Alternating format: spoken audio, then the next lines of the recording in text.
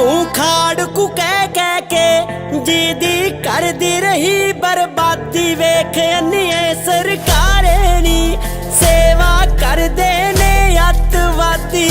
आप भूखे रह के भी भूखे ढिड दी